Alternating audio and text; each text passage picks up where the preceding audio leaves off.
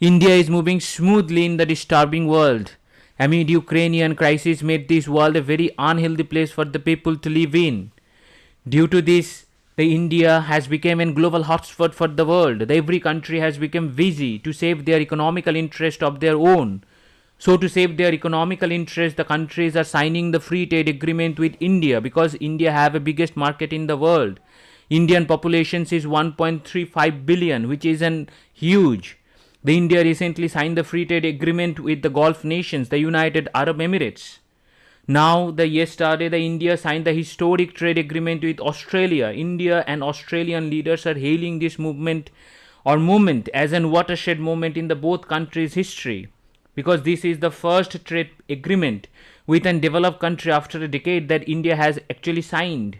And due to this pact, India Australia bilateral trade is expected to rise from existing $27.5 billion to $45 billion in 5 years of time. Hello everyone, welcome to the Power Academy. Here in this topic, we will going to discuss the every nook and corner of this trade pact and what are the advantages both the countries will going to have for their respective economy. As I said, the deal is very important, historic and the watershed moment for both the countries due to its timing, because the timing is very important factor in the world economy and the world diplomacy. According to the expert, this is not only a trade deal, it is a strategy taken by both the countries. Now we will going to discuss that why it is a strategy, not a trade deal. While I am saying this is a strategy because the geopolitical situation is chaotic and volatile due to the Ukrainian crisis. Due to the Ukraine, the world has been divided into two. The one side taking the side of the Ukraine, and that side is USA, EU, Australia and the Japan and the South Korea, and the another side includes China, Mexico and the others, those who are with Russia. Now both the sides wants India in their own camp, but India has taken the neutral step. India has said by not voting in the United Nations Security Council that the India is in the neutral side. India will not going to vote for the right or the wrong. India will going to take its own path, which is the middle path. Even the India being a member of the Quad, which includes USA, Japan, and Australia, India has the guts. India has the guts to show its own way when it's come to its own national interest. India is trying to save its own national interest. That's why India is buying $35 cheaper crude oil from Russia and signing the trade deal with Australia, knowing that the countries are on the different pages of the diplomacy. The next hidden strategy behind this deal, the India basically rejected the world's largest multilateral trade bloc, which is the Regional Comprehensive Economic Partnership, at the 11th hour due to the involvement of China. But the India had its own plan. That's why the Indian Commerce Ministry was working with the Australian counterpart to fix the deal with Australia. And that has been proven to be an greatest advantage in the Indian history, Indian commercial history, India's export and the import history. The last one that I will going to talk about, the India actually signed the trade deal with the United Arab Emirates on the same time as the India did with the Australia, on the same line that India did with the Australia. The deal with the UAE is the both strategically and economically important to India, because the UAE is the largest trading partner of India in the Middle East, and the UAE also going to be the gateway to the Europe, to the Africa and to the other Middle Eastern countries. That's why the deal with the United Arab Emirates is very important, and the deal with Australia is also very important, because signing the deal with Australia will going to open the Pacific for the India, and Australian think that the Chinese clouds are increasing in Pacific Ocean. That's why the India proven to be a neutral, or proven to be a counter to the Chinese influences in the Pacific Ocean. That's why the India signed the deal with Australia. Australia signed the deal with India. So India's trade deal with Australia is bigger than the trade deal. It's a strategy that we have already discussed. Then let's talk about what the deal is all about. The trade deal that the India and Australia signed, it is originally named the Australia-India Comprehensive Economic Cooperation and the Trade Agreement. The agreement will cover the most areas of the interest for both the countries, including the goods, services, rules of origin, sanitary and the phytosanitary measures, and the custom procedures. Under this agreement, the Canberra will going to provide the duty-free access for the Indian goods in its market for over 95% tariff line that will going to include the textile, leather, furniture, jewelry, machinery and the select medicine devices.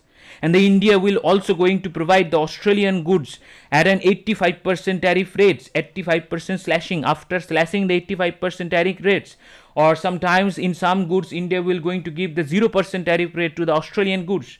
That will going to include the Australian coal, some agricultural products, mineral ores and the wines. This trade agreement between the Australia and the India was signed at a time when the India is already working with the other countries such as UK, Canada and the European Union to sign the free trade agreement with the others, especially the developed nations, which is an evident shift in the India strategy.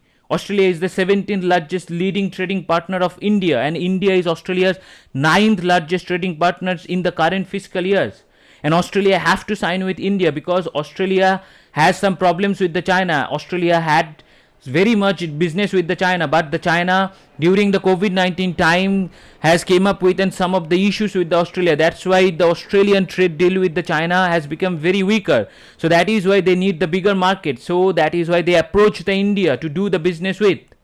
So this trade deal will going to incur some of the great advantages in India's favor. We will going to discuss all the angles that will going to include the chefs, yoga trainer and the students. We will going to discuss how they will going to get benefited out of this agreement. The first, this trade agreement will going to create the 10 lakh jobs. So this will going to reduce the number of unemployed people, those who lost their job during the COVID-19 pandemic. That will going to reduce the India's and the Australia's high surge unemployment rate. This deal will going to arrest the surge in imports and protect the domestic industry. For example, the Australia is one of the biggest dairy producers of the world, but the India did not allow Australian dairy producers to send the dairy products to India, except some of the protein supplement that India do not produce. So the protections is there, and the protect the individual interest of the nations is there.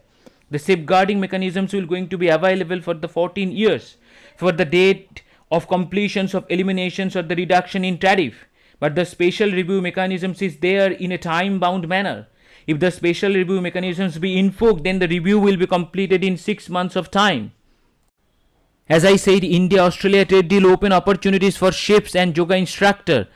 As part of the agreement, the Australia has given an annual quota of 1,800 for qualified professional Indian traditional chefs and yoga instructor entering the country as contractual service suppliers.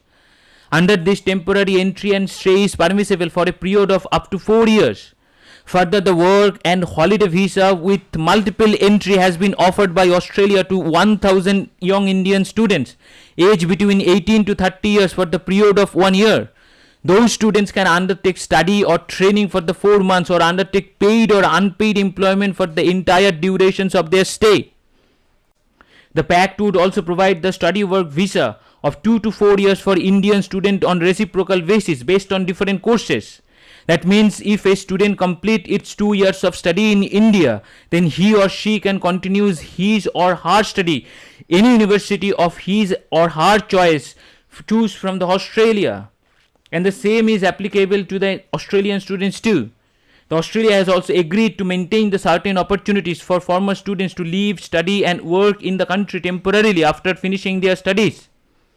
Therefore, this free trade agreement will have certain benefits for both sides, for Australia and India. And those benefits are, the first one is the protection and enforcement of intellectual property rights. The second one is the agreement provides treatment as favorably to both countries' investors and investments.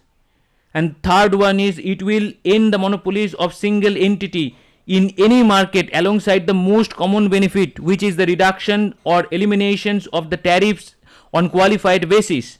The fourth one is more competitions will push the production quality or the product quality higher than average. Now the question is, with how many countries India signed the free trade agreement? The India signed its first free trade agreement with Sri Lanka in 1988. Likewise, India had free trade agreement with Nepal, Bhutan, Thailand, Singapore, ASEAN countries, Japan and Malaysia. India has also signed preferential trade agreement with Bangladesh, China, Laos, Republic of Korea and Sri Lanka. India has also signed the agreement with Mercosur, which is a free trade agreement among some of the South American countries. India has signed all these agreements to protect its economy from the market manipulators. And now India is trying to fulfill its own national interests. That's why India is buying the oil from Russia. Ukrainian crisis has disturbed so many economies around the world. As an example, Sri Lanka, Pakistan, Bangladesh, Nepal, Bhutan, all the economies has been devastated. Sri Lanka is almost finished. The situation in Sri Lanka is very volatile. Even the Europe is facing so many problems due to this kind of war. And they are also facing some kind of market manipulators, those who are manipulating the European market. The European goods are lacking in the quality due to this war. Although this is the war created by them, by the USA too. Then nobody is blaming them. Everybody is blaming Russia because he is an aggressor. Yes, he is an aggressor, but the USA has broken an economical war against all economy. Nobody is questioning their intent. So as the USA is planning as a manipulator because of the dollar diplomacy, then India have all its right to protect its economy and to protect its people from this kind of giants. India have to protect its economy, have to protect its people, to protect its peoples, whichever the cheap goods be available in the market, India will going to go for it. That's why India is going for the Russian market to purchase the goods at a discounted rate. Now we have reached our questions. The first question is, which country recently signed Emmett Till Anti-Lynching Act into law? The first option is Russia, second option is USA, third option is UK, fourth option is Germany. The second question is, the Great Wall of India and the second longest wall of the world is located in which state or UT? The first option is West Bengal, second option is Rajasthan, third option is Maharashtra, fourth option is Gujarat. So this is it. If anyone have any questions or any doubt about this topic or about any other topic that I have uploaded, so you can ask me questions through my email address, which is tuhin.power.academy@gmail.com. Thank you very much. Thank you for your support.